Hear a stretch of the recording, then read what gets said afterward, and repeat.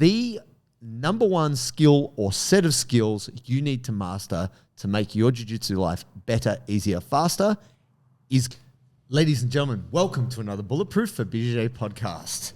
I'm JT and I'm here with Joey. What is the most important skill in BJJ or collection of skills? So when we get started in BJJ, we learn a million different things, but it takes time and years to work out like what works for you. But I'm going to say right now, if you can focus on one particular set of skills, group of knowledge first, this will help your BJJ dramatically. And it may not be what you expect. Oh, controversial. Mysterious. I don't know if it's controversial. JT about to say some polemic shit? Nah, I don't think so. I think there'd be a couple of people who would agree with me, but then there's also going to be a lot of people who disagree. It's a big world out there. There's always a couple of people that are going to agree with you, bro. just one or two. But some crackhead in Atlanta. yeah, like I'll follow that shit. I relate to this guy. He's got the jitters. The reason why I say this is there's so much information out there, so you could start anywhere, right? But I believe if you start with a core set of skills that's grouped together and you really get on top of it early, it'll make your jiu-jitsu life easier. That's why I'm saying it. So you're getting started. This is possibly not for the more experienced folks. This may be for people earlier in the journey. I'm going to say right now, the number one skill or set of skills you need to master to make your jiu-jitsu life better, easier, faster is guard retention. That's right. I said it. Guard retention, folks. And why do I say this? So I have had many conversations with white belts over the years when I'm coaching, and they say, oh man, I've got to work on my armbar defense. I'm like, oh yeah, you keep getting armbarred. Yeah, I always get armbarred. Okay, let's backtrack from there.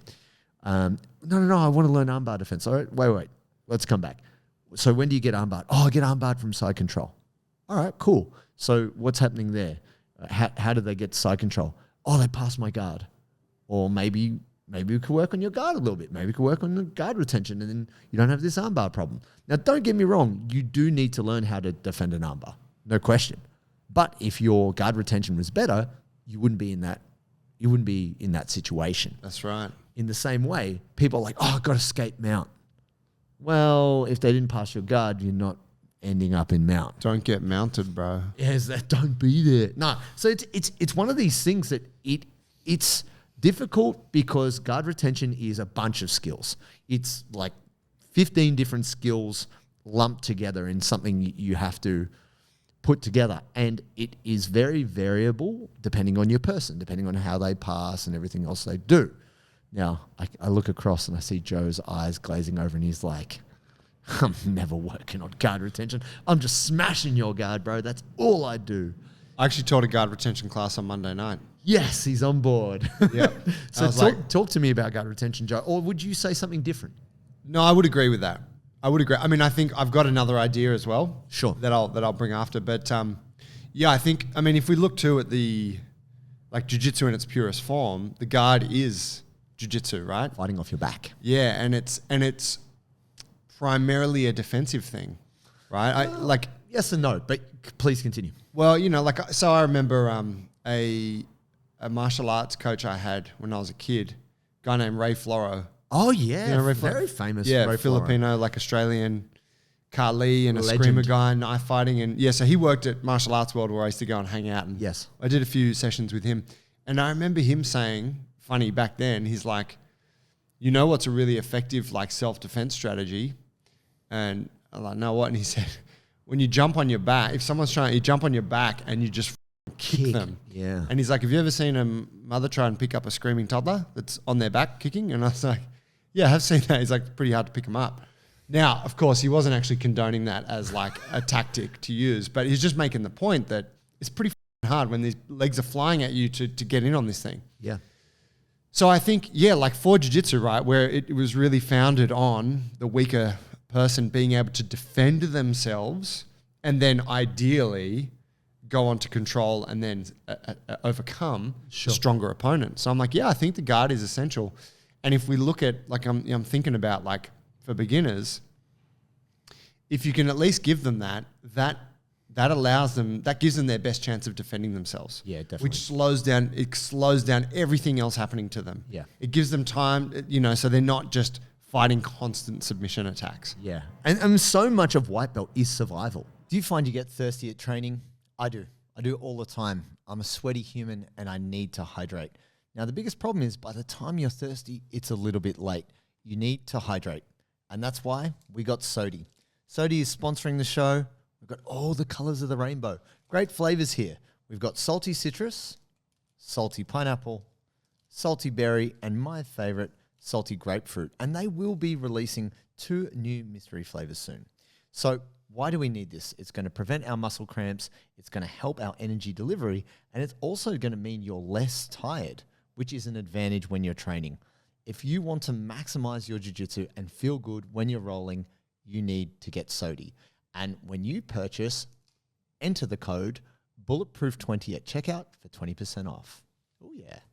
Like I remember Saulo Ribeiro saying like, you've just got to learn to not get submitted. Like you've got to be able to. Step 1. Yes. Step 1 is just kind of in essence, defend yourself against people who know BJJ. So as much as that's learning how to escape submissions, if you can prevent the person's ability to attack you, and don't fall victim to this. I actually saw this many years ago. It was very funny. Well, maybe not that funny, but whatever. I found it funny. This particular person, I won't name them, they were told by their coach, Kit Dale was their coach at the time.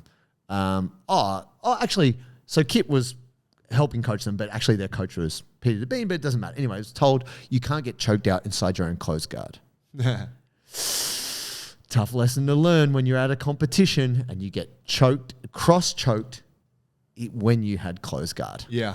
Embarrassing. Doesn't happen a lot, but it does happen. It can happen if the person. This can't be happening to me. Fade, right? It can happen.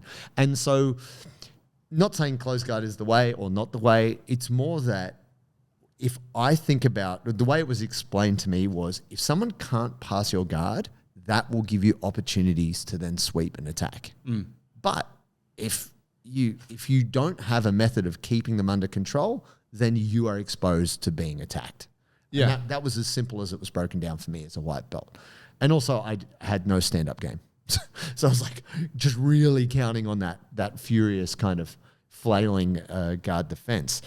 But this is why I want to bring it to your attention, you the listener, because almost no one's working on guard retention. Only ultra nerdy guard people do. As a general rule, because it's such a big Is that true? topic. Yeah, man. Yeah, dude. I don't know. There's about no. that. There is. But if we looked at the percentage of time spent people doing jiu-jitsu, how much, other than just you in a role working your ass off, how much time did you spend when you came up working on guard retention? I mean, that's a good point. But, we were just all over the shop back then. No, but I Jesus. mean, I Surprised I even made it this far, to be honest. so are some of the listeners. Whereas I don't know, I feel these days, I'm thinking I don't know, I feel like these days say like Ari and Lockie released, Lachlan Giles, awesome. Ari Tabak released their guard retention anthology or whatever. Yeah, for sure. And I feel like now, And this, I think Levi's done something similar. And then also there's another Polish guy who's really good. I've forgotten his name. I will search it now. But yes. But yeah, I feel like it is more of a thing at the forefront now. Yeah, definitely. I think that the difference is guard is such more developed as a sphere of knowledge. But what I wanted to say is if you're someone who's like, oh, I fucking don't even know, I've never even swept somebody, they're just working on just trying to keep the person in front of them and not getting smashed. A lot of the guard retention concepts with Lachlan Giles and Ari Tabak stuff is high level. Like, it's not to say you can't learn it if you're just starting out. You definitely can. And there's some accessible stuff in there, but some of it's pretty high level. Yeah, I mean, they go to a depth that is quantum physics. Yeah. I think I watched the 5-minute teaser and I was like, whoa, slow down, eggheads. It lost me about 9 minutes ago. But also, if you're really stiff and inflexible and you can't invert, and actually Lachlan said this, and no discredit to Ari Tabak, he's a legend, he's a mate, shout out. he's also insanely flexible. And it wasn't long after Lockie started doing stuff with Ari around this stuff that he started stretching more. And now Lockie's released his thing of how I think you should stretch, right? Which is really interesting because in the whole time I knew him, he barely stretched, but maybe a little bit. He said a lot of the guard retention there is flexibility dependent. Yeah. So how the fuck are you going to, if you're a laborer and you're 45 years old and you're like, I'm just trying to not get bashed. Yeah. What do I do? You know, I have to get my wife to tie my shoelaces for me, mate. it's tough. No, you just get the zips on the boots, Joe. Who even ties laces? Oh, but yeah, bloody's just elastic. Just zhoot. It's a good point, hey. Yeah, and Ladies and gentlemen, if you want the best gear for BJJ, you need to go to parryathletics.com. These are our guys. They support the show. George, great guy, great creator, awesome colors, awesome styles, and also the best fit. It feels great. And that's the thing. It's not just that it looks good, it feels good. And the thing that for me, I love the most is I can wear the stuff at jiu-jitsu, but then also they've got that other side, the cool side where you can wear it off the mats. And they are our exclusive partner in apparel. If you want to get bulletproof gear, you've got to go to parryathletics.com. And when you buy anything at checkout, enter bulletproof20 for 20% off. Oh, yeah. I mean, I think there's, I have seen, you see some of those, like on BJJ Fanatics, there is like series targeted at like stiff, tight, older blokes. And I think some of that's actually excellent because, yeah, you make a really good point. There's a lot of people there that just cannot employ some of the strategies that say someone like Ari and Lockie are going to be using. Yeah. And here's the other thing too. It's the worst piece of advice that I hear, which is, oh, just don't be there. Oh, I mean, that's just a cop out, right? Yeah, it's just like someone not wanting to answer your question. But the best way you can not be there is to improve your guard retention. So part of that is understanding how guards play together. So transitions between a spider guard or a lasso or a De La Riva, like just being able to work between them and navigate them. And also understanding the vulnerabilities, like what not to do, like avoid these mistakes. And what you find is that when you start to avoid those mistakes, then you start to, keep your guard. I'm not getting past right now, and I'm not getting knee right on me, knee on belly, and I'm not getting choked out from mount. Now I'm gonna offer one up here, and I don't think this is more important than guard retention. However, I think it's very important. Is posture. Oh, okay. Yeah, and I'm just thinking like conceptually and it's more for the person who's like a top player, right? Or even when you're standing up.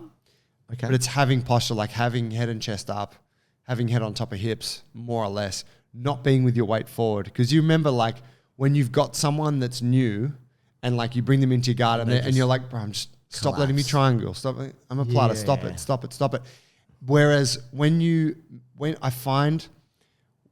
meet a beginner who has not mastered, but they've grasped this idea of posture, all of a sudden you're like, wow, you're really hard to control now. Like it's like night and day.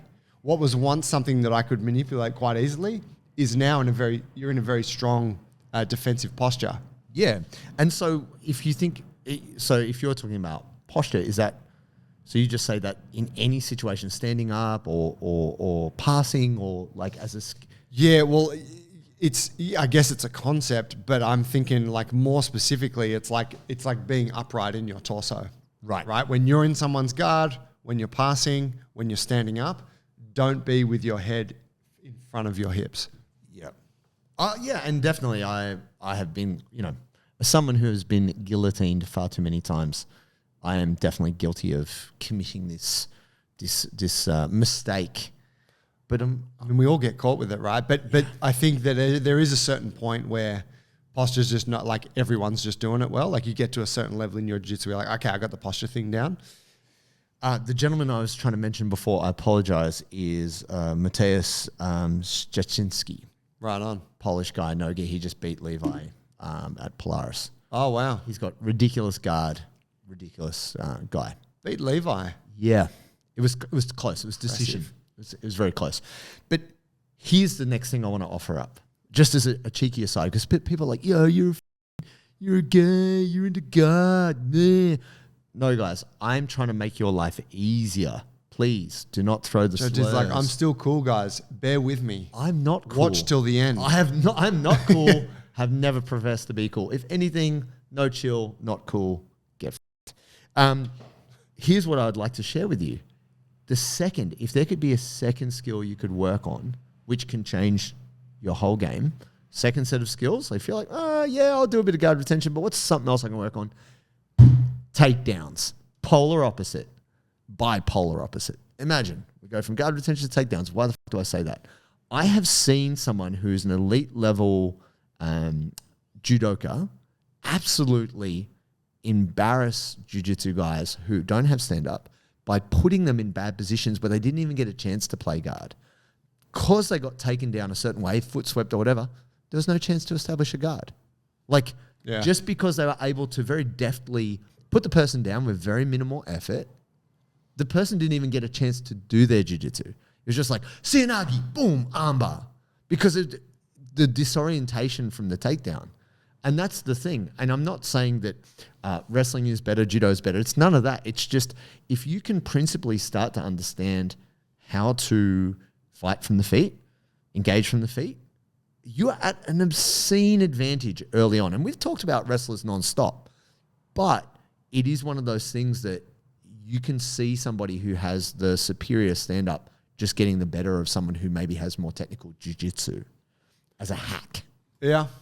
Yeah, I would agree. I guess the only, my only pushback on that is that you need to be quite elite to be able to hit those sorts of takedowns with that efficiency. If you're a white belt going up against other white belts, I don't think so.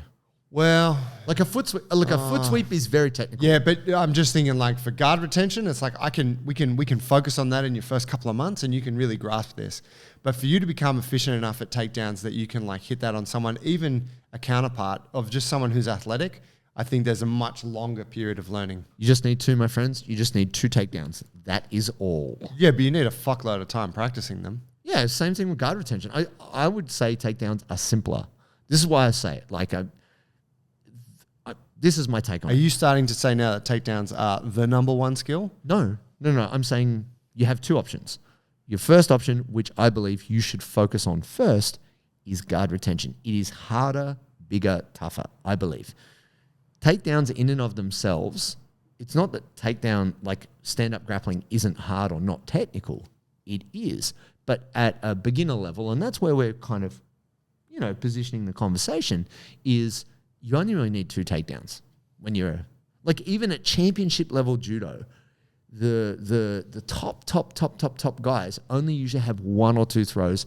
They always hit. Yeah. Always, right? So if you're someone going up against other white belts, and I even see it at blue and purple, the dude's not having any stand-up at all you need is just a little movement, and whether it's a foot trip or whatever it is, a go behind, suddenly they don't even have a choice of the guard. Even if they are a guard player, you've just totally skipped that whole step. And now you can just attack them ferociously. Or they, stand back up and you take them down again. Whatever it might be. But this is the reason why I bring this up is we're trying to make your life easier as a jiu-jitsu person. So even though some people are like, yo, I've just got sick heel hooks. Yeah, you can do that. That's really nice. But getting a leg entanglement is harder than it might seem, because people are more switched onto it now.